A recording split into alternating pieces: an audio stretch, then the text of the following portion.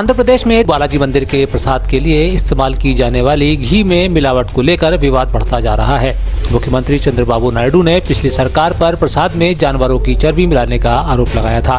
साथ ही यह भी आरोप लगाया था कि पिछली सरकार ने मिलावटी घी का इस्तेमाल किया क्योंकि यह सस्ता था। दूसरी तरफ सीएम नायडू के हमले के बाद पूर्व सीएम जगन मोहन ने कहा कि वे प्रधानमंत्री नरेंद्र मोदी और चीफ जस्टिस चंद्रचूड़ को पत्र लिखेंगे। साथ ही वे कहते हैं कि चंद्रबाबू नायडू ने तथ्यों को तोड़ मरोड़ कर पेश किया है और ऐसा करने के लिए उनके खिलाफ कार्रवाई क्यों नहीं की जानी चाहिए। उधर मामले का विवाद अब केंद्रीय राजनीति तक पहुंच गया है। भाजपा ने अब इसे दिल्ली की राजनीति में गरमाने का काम भी शुरू कर दिया है। अपने दिए गए बयान में गिरिराज सिंह ने कहा, तिरुपति प्रसादम विवाद पर इसकी सीबीआई जांच होनी चाहिए।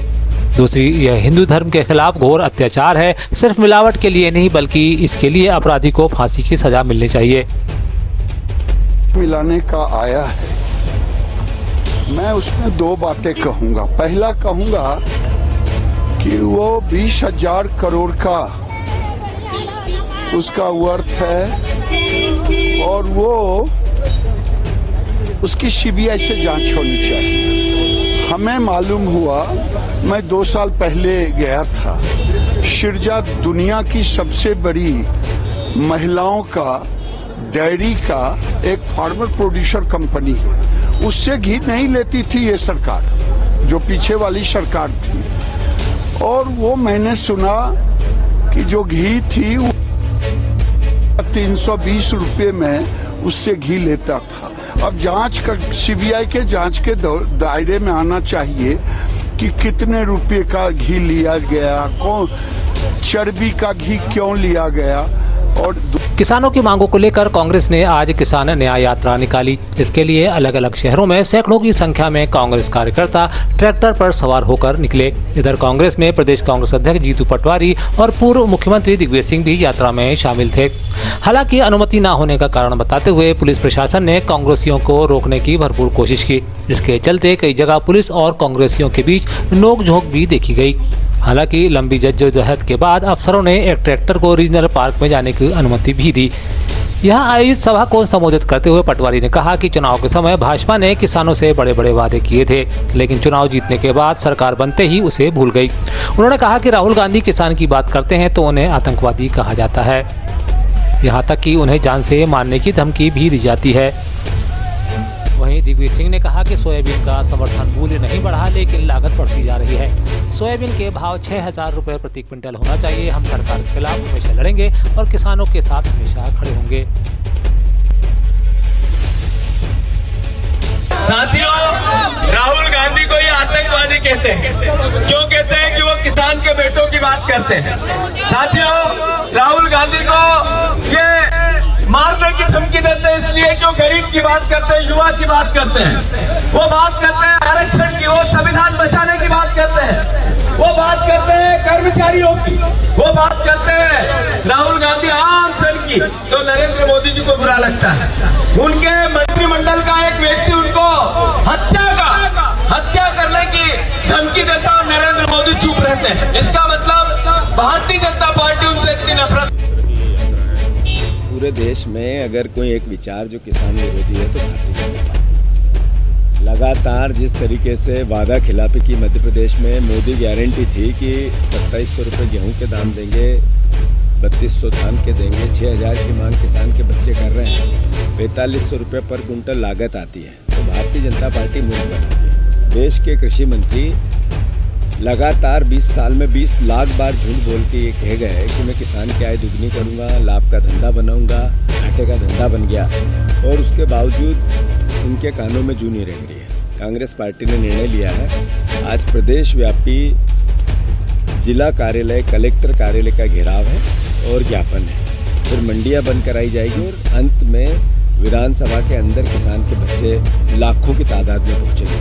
पर इन धोखेबाजों को हम ठीक करेंगे, वादा खिलाफी को। कहीं ट्रैक्टर रोकने की बात करें, आपने बार कई जगह से आ रही है, पूरे प्रदेश से आ रही है, इंदौर से भी आ रही है। तो मेरा आग्रह है मोहन यादव जी से कि इस तरीके से दबाने और डराने या प्रशासन की ताकत से आप भावनाएं नहीं दबा सकते। जबकि किसान न्याय यात्रा में शामिल नेता प्रतिपक्ष उमंग सिंघार ने भी भाजपा को आड़े हाथों लिया, किसानों की आय दोगुनी करने का झूठा वादा करने वाली डबल इंजन सरकार पर उन्होंने किसानों पर जुल्म ढाने का इल्जाम लगाया।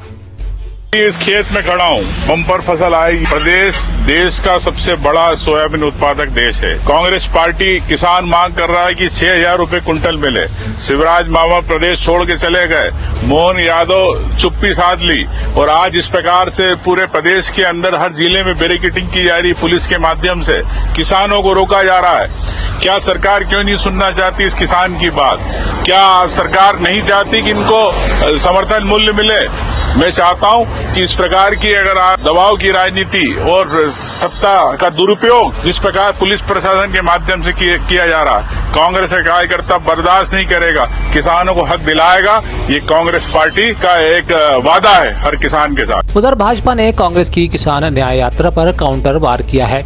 वी.डी. शर्मा ने इसे विरोधी यात्रा बताया है। साथ ही कहा है कि कांग्रेस किसान न्याय यात्रा नहीं बल्कि क्षमा यात्रा निकालना चाहिए। वी.डी. शर्मा कहते हैं कि मध्य प्रदेश का अन्नदाता भली भांति जानता है कि वह कांग्रेस है जिसने 15 महीने की काली कमलनाथ सरकार में वादा खिलाफी की गई थी। ये वही कांग्रेस है जिसने दिग्विजय सिंह सरकार के समय मुल्ताई में किसानों को धरना करने पर गोलियों से भून दिया था। जो 24 घंटे झूठ बोलते हैं, जिन्होंने किसानों के साथ वादा खिलाफी की, कांग्रेस के नेतृत्व से पूछना चाहता हूं, कमलनाथ के नेतृत्व में बनी हुई सरकार झूठ बोल करके बनी थी। किसान कर्जा माफी वादा खिलाफी किसने की? 1.5 साल तक आपकी सरकार रही, एक किसान का कर्जा माफ नहीं किया और दिग्विजय सिंह के नेतृत्व में